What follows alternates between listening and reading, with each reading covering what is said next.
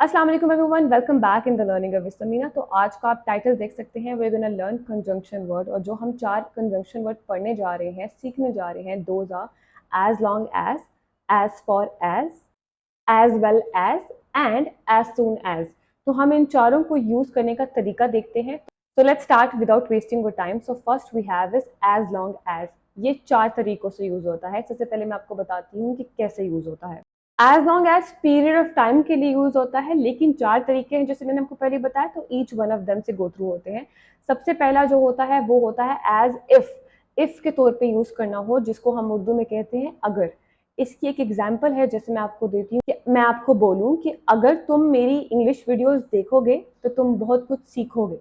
ठीक है, तो उसको मैं इंग्लिश में कैसे बोलूंगी? If you watch my English videos you will learn a lot. ठीक है, तो वहीं पे हम इफ को रिप्लेस करके कंजंक्शन वर्ड लगा देंगे। सो हम बोलेंगे as long as you watch my English videos you will learn a lot. तो ये एक तरीका होता है कंजंक्शन वर्ड को यूज करने का, और ये बहुत फॉर्मल तरीका होता है, which is a fantastic way to communicate with other person. यहाँ पे आप इसको राइटिंग में भी बहुत अच्छे से देख सकते हैं। सेकंड जो हमारा होता है वो पीरियड ऑफ टाइम को एक्सप्रेस करने के लिए, कि अगर मैं आपको बोलूं आप यहाँ पे रुक सकते हैं जितना आप चाहते हैं, आप यहाँ पे तब तक रुक सकते हैं जब तक आप चाहते हैं। ठीक है, तो उसको हम ऐसे बोलेंगे, you can stay here as long as you want.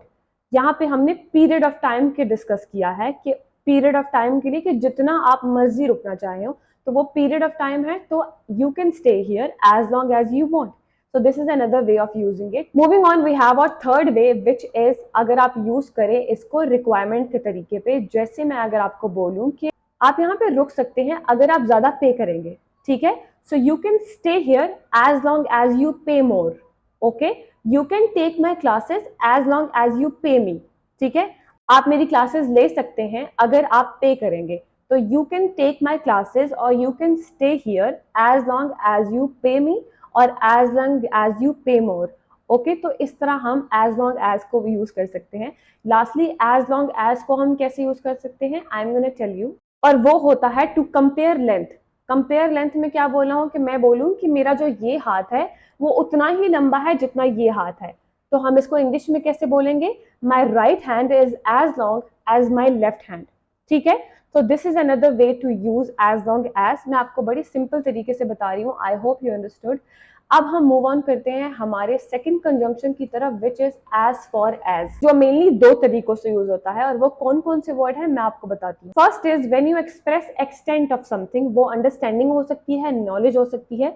तो अगर आपने कोई भी सेंटेंस इस तरह स्टार्ट करना हो, जैसे मैं आपको एग्जाम्पल देती हूँ, जितना मुझे पता है कोई इशू नहीं होगा। ठीक है, तो ये मैं अपने नॉलेज को बता रही हूँ कि extent of something, extent of my knowledge, according to that कोई इशू नहीं होगा। तो वहां पे हम एज फॉर एज कैसे यूज करेंगे? As far as I have knowledge या as far as I am aware there is no issue.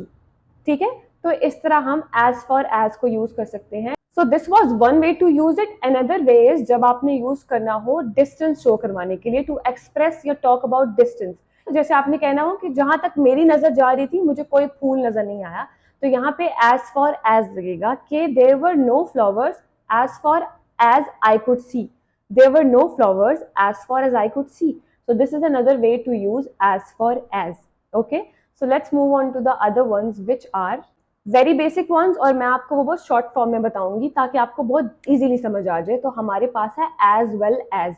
as well as use होता है also के तौर पे। अगर हमने कोई सेंटेंस यूज करना हो, जैसे हम बोलेंगे, पहले मैं आपको एक और इसका मीनिंग बता दूं, and that is in addition to. अब मैं आपको इसका सेंटेंस बताती हूँ। अगर आपने बोलना हो कि मैं आइल्स की वीडियोस पोस्ट करती हूँ और साथ ही साथ बिगिनर्स की इंग्लिश की वीडियोस भी। ठीक है, तो मैं उसको कैसे बोलूंगी? I post IELTS videos as well as English beginners videos. ठीक है, तो इसको हमने ऐसे यूज करना है। अब आपको एक और एग्जांपल देती हूँ ताकि आपको बहुत क्लियरली समझ आ जाए। आपकी दोस्त ने 2 लोगों को बुलाया है, अली और आयशा दोनों को, तो आप कैसे बोलेंगे? She has invited Ali as well as she has invited Ali as well as Ayesha, कि उसने अली को बुलाया और साथ ही साथ आयशा को भी। तो इस तरह हम इसको पूरी तरह यूज कर देंगे। Moving on, lastly we have is as soon as. ठीक है, तो अब हम उसको कैसे यूज करते हैं, उसकी एग्जाम्पल क्या है, I am gonna tell you.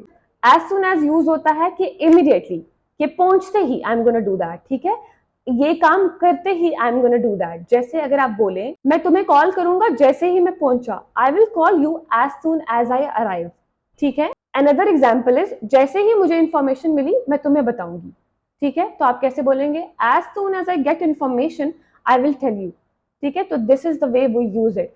I hope you understood. मैंने बहुत बेसिक वे में आपको सिखाने की कोशिश की है, ज्यादा डिटेल नहीं ऐड की, बिकॉज इसका बहुत इजी मीनिंग है, इजी डेफिनेशन है, इजी सेंटेंसेस हैं। इनको आप यूज करना स्टार्ट होंगे तो फिर आप इनके यूज टू हो जाएंगे और आप इनको बहुत इंजॉय करेंगे व्हाइल यूजिंग देम।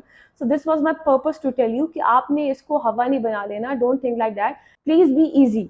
इंग्लिश को मुश्किल नहीं बनाना। So this is very easy. मैं आपको और डिटेल कर सकती हूँ, लेकिन that is gonna mix up everything. So just want to be simple and just want to make it basics. So I hope you understood and like it. So stay tuned for more such videos. Allah Hafiz guys.